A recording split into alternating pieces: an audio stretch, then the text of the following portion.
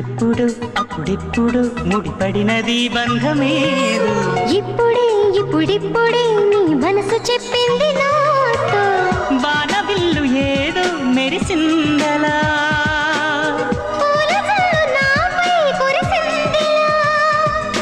రాగము అనురాగము ఈ వింత మాయనే మంటారు.